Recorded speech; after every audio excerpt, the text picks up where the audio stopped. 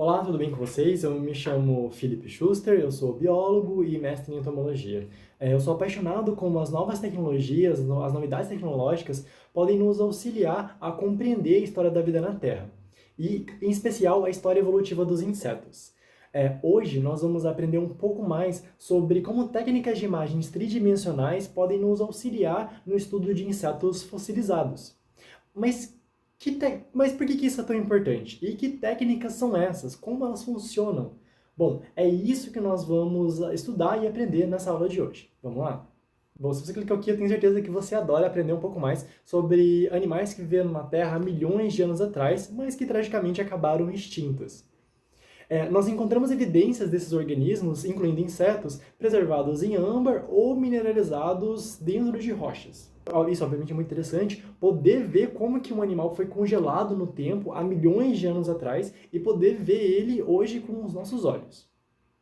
Além disso, estudar os insetos no passado nos ajuda a compreender como era a vida, então, e como ela foi se alterando ao longo do processo geológico.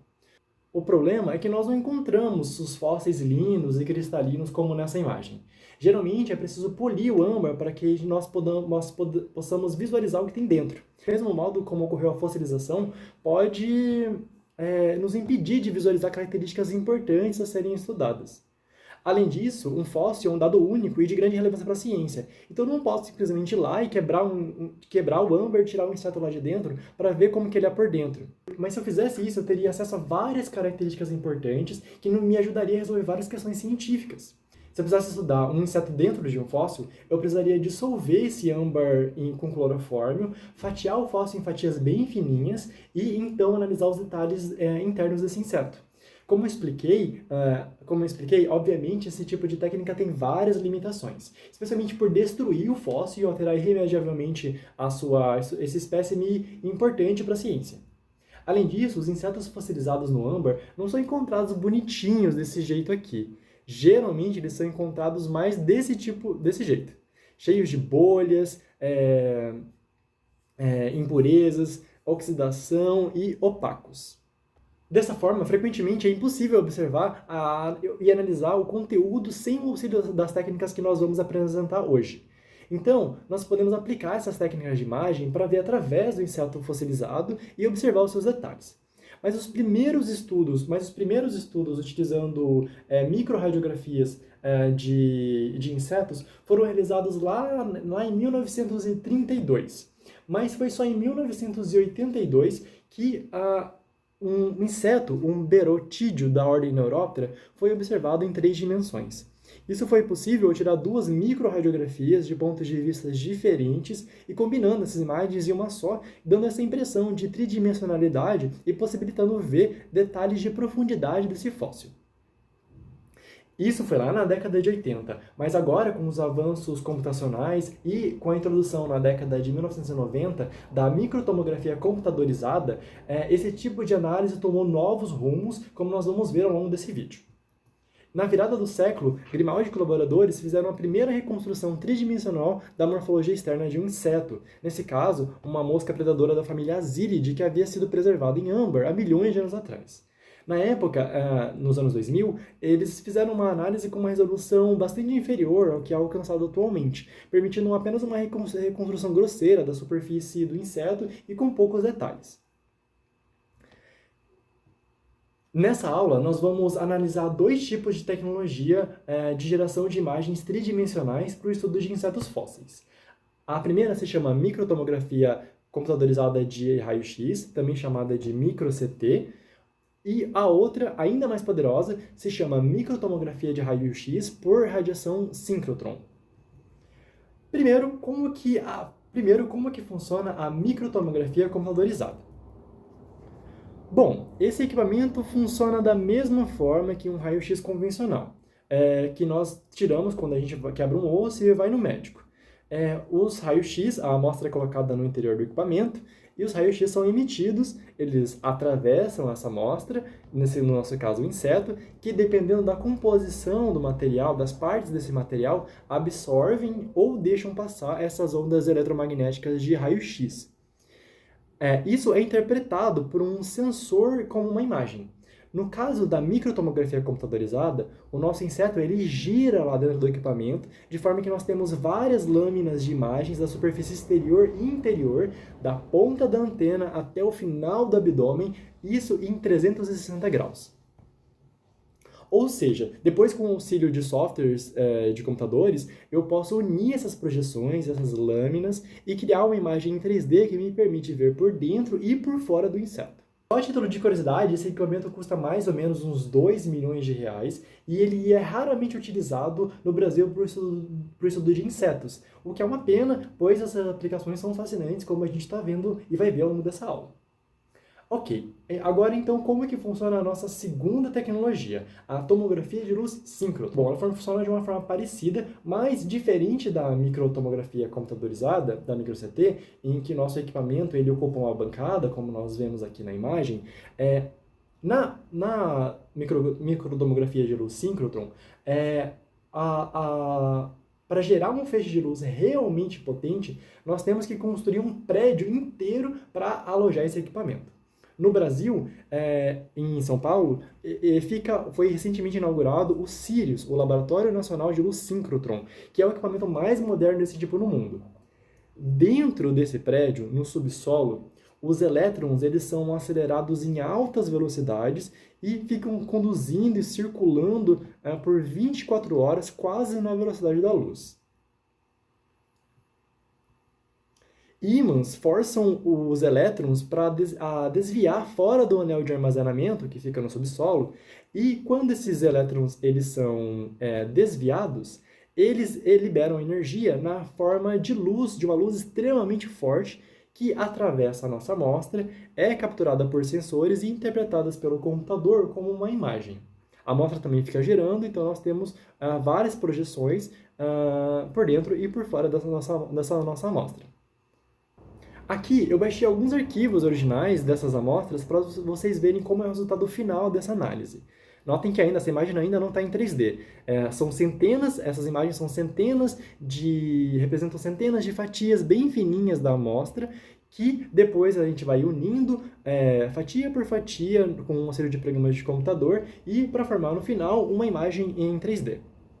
Agora que nós entendemos quais são as aplicações revolucionárias dessas técnicas, vamos ver alguns exemplos de aplicações e como elas têm revolucionado realmente a forma como nós olhamos o passado. Em 2020, pesquisadores escreveram o primeiro caso de um exoesqueleto de uma cigarra que acabou sendo fossilizada por mineralização de opala, um mineral. Esse estudo demonstrou a eficácia da tomografia computadorizada no estudo desse raríssimo tipo de fossilização. Mas mais do que estudar detalhes desse rastro de vida deixado há milhões de anos atrás, preso em um mineral opaco, os pesquisadores discutiram como é que a microtomografia computadorizada pode vir a ser útil no estudo da vida fora da Terra. Em Marte, o solo propicia a formação de opala, que agora sabemos que pode, ainda que raramente, abrigar fragmentos de vida antiga. Se Marte, por exemplo, ou outros locais já tiveram vida no seu solo, nós podemos utilizar essas técnicas para estudá-la.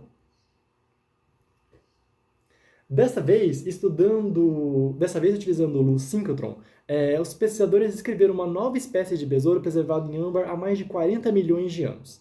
Caracteres da genitália desses insetos são extremamente importantes tanto para a identificação quanto para a reconstrução de relações de parentesco entre as espécies. Essas estruturas internas elas são virtualmente inacessíveis em insetos fossilizados. Contudo, elas são virtualmente acessíveis utilizando programas de computadores, que nos permitem observar detalhadamente o interior desse inseto, incluindo tecidos moles que foram preservados nesse tipo de fossilização. Nesse caso, o cérebro, por exemplo, desse inseto que acabou sendo preservado.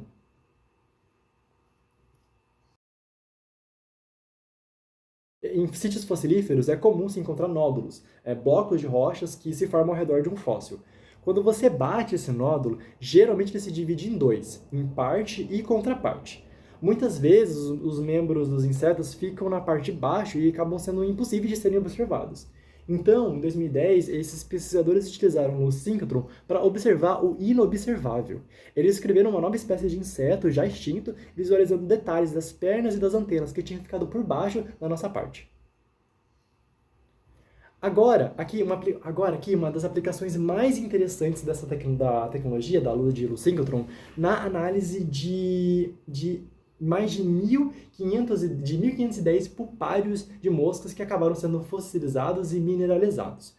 Bom, só para contextualizar, as moscas elas passam pelo desenvolvimento completo, então elas saem de larva, elas fazem essas trocas de muda, né, de exoesqueleto, formam uma polpa com o exoesqueleto do último estágio larval, e lá dentro dessa polpa a mosca se desenvolve na mosca adulta e alada que nós vemos voando por aí.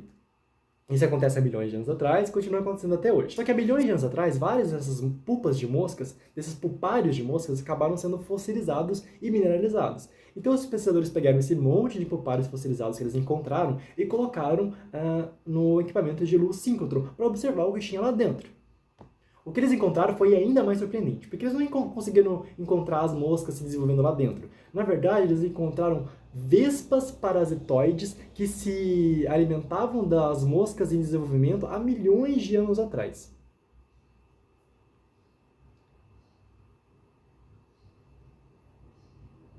Eles descreveram 4 espécies dessas vespas em um grau absurdo de detalhes, incluindo até mesmo cerdas.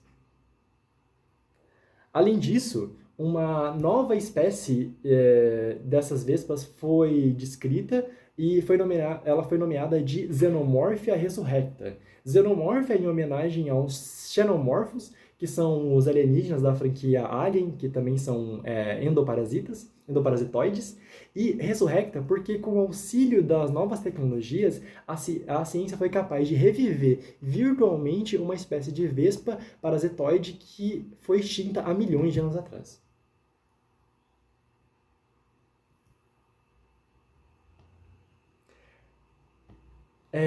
Com essa mesma técnica, os pesquisadores analisaram uma espécie de besouro que acabou aprisionado dentro de uma peça de âmbar. Mas ao eles olharem mais atentamente, eles observaram que nesse fóssil havia uma relação ecológica muito particular e rara preservada. A associação entre um fungo parasita e besouros. A ordem Labubenialis é um grupo pouquíssimo estudado de fungos que parasitam vários artrópodes. Com esse fóssil, os pesquisadores descreveram novas espécies desse tipo de fungo em direta associação com o seu hospedeiro. Isso foi possível devido a uma resolução alcançada pela microtomografia de luz síncrotron, que atualmente chega em escalas nanométricas, inferiores ao micrômetro. Nesse estudo, por exemplo, em específico, foi possível atingir uma resolução de 0,2 micrômetros. Assim, graças a essas novas tecnologias, é possível identificar uma relação ecológica que perdura de há milhões de anos atrás até os dias de hoje. Com uma resolução tão potente assim, nós podemos olhar dentro de rochas e da superfície polimerizada do âmbar e visualizar o interior dos insetos. Assim, 42 milhões de anos atrás, depois que esse inseto Strepsiptero ficou preso na resina de uma árvore e que passou pelo processo de fossilização, a ciência foi capaz de visualizar essa anatomia interna, incluindo os músculos do voo, a genitália e até mesmo do cérebro em 3D desse inseto. Isso foi em 2010, então pensem em como que nos últimos 14 anos esse tipo de tecnologia avançou e quais são as resoluções que nós conseguimos alcançar hoje em dia, por exemplo. Uma outra aplicação muito legal é em 2017, em que eles analisaram um coprólito, um cocô fossilizado do Triássico, em que muito provavelmente esse coprólito é de um peixe pulmonado, já extinto, e esse peixe, através da análise desse coprólito no equipamento de luz síncrotron, nós conseguimos saber o que esse animal se alimentava, qual que era a fauna ao redor do lago onde esse peixe vivia. Nesse caso, se a gente for lá dentro, a gente vê várias partes que não foram digeridas pelo inseto até o momento dele morrer, pelo menos, e ser fossilizado. No caso das fezes desse peixe terem sido fossilizadas. E nós observamos que esse peixe se alimentava de besouros, então nós encontramos os élitros, que são as carapaças e pedaços da perna desses besouros que existiam na época e serviam de alimento para um peixe pulmonado que já não existe mais no planeta há muitos e muitos milhões de anos. Bom, muitas vezes os artigos originais que descrevem essa ciência de ponta que nós estamos discutindo aqui nessa aula, eles disponibilizam esses modelos tridimensionais para divulgação ou para outros estudos com esses modelos, né? E a gente consegue encontrar esses modelos em vários repositórios específicos para esse tipo de arquivo na internet ou através do material suplementar do próprio artigo. Na construção de uma aula, é muito simples adicionar esses modelos numa apresentação de PowerPoint e assim desfrutar de uma infinidade de recursos visuais que vão tornar o estudo desse tópico ainda mais interessante. Então, aqui nesse caso, eu quero mostrar para vocês, eu fui lá, encontrei um arquivo em 3D de um inseto fossilizado. Eu baixei o arquivo, geralmente nesse formato STL. No PowerPoint, depende, vai variar o aplicativo que você utiliza para fazer slides, mas no PowerPoint eu fui lá, inseri um modelo em 3D e consegui colocar esse inseto já na minha apresentação. Aqui eu consigo movimentar da maneira que eu quiser, deixar maior ou menor, escolher o ângulo que eu quero e poder, às vezes, explicar detalhes que estariam escondidos dependendo da imagem que eu utilizar, que eu tenho disponível para dar aula ou explicar sobre alguma característica específica, por exemplo.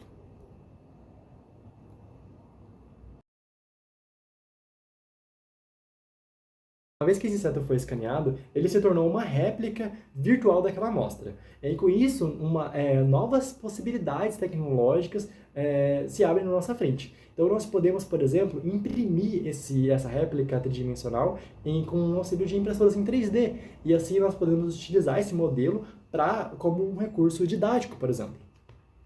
Além disso, nós podemos utilizar a realidade virtual ou realidade aumentada em atividades que se tornam atividades educativas, que se tornam interativas e engajantes sobre esse tópico tão fascinante, né? Com os avanços tecnológicos mais recentes, atualmente é possível analisar estruturas morfológicas que ficaram presas num passado muito distante.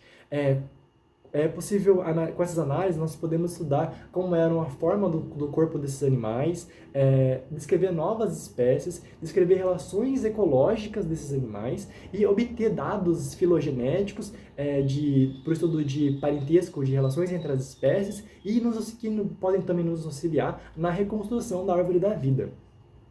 E a gente pode fazer isso utilizando tanto dados da morfologia externa quanto da morfologia interna. Essas são apenas algumas das múltiplas aplicações nessa área e eu espero que vocês tenham ficado curiosos para saber um pouco mais sobre os avanços e sobre outras aplicações desse tipo de tecnologia e em como elas podem lançar uma luz sobre a escuridão do passado. Então, essas técnicas elas revolucionaram a maneira como nós estudamos e olhamos a vida no passado. Mas essas técnicas também podem ser empregadas para estudar a fauna de vida dos insetos que existem atualmente. Bom, essas são as referências bibliográficas que eu utilizei nesse vídeo. Eu vou deixar elas também na descrição para você ter acesso facilmente a esses estudos. E eu espero que eu possa ter contribuído um pouquinho mais, ou pelo menos para você aprender algo novo sobre esse assunto, sobre a vida do nosso planeta, desde o seu surgimento até os dias atuais. Em uma segunda aula, eu pretendo explicar também como essas mesmas técnicas podem ser utilizadas para explorar os insetos que existem hoje em dia. Que tipo de novas aplicações será que a microtomografia computadorizada e a luz síncrotron podem ter na fauna de insetos que existe e convive com hoje e que moldam a vida no nosso planeta? Você gostou desse conteúdo? Você achou esse vídeo interessante? Aprendeu algo novo? Ficou com alguma dúvida? Algo não ficou tão claro nessa explicação? Deixe nos comentários que a gente vai discutindo esse tópico e eu volto muito brevemente em uma segunda aula com essas aplicações mais atualizadas dessas técnicas que a gente discutiu nessa aula. E muito obrigado por assistir e até em breve então. Tchau, tchau.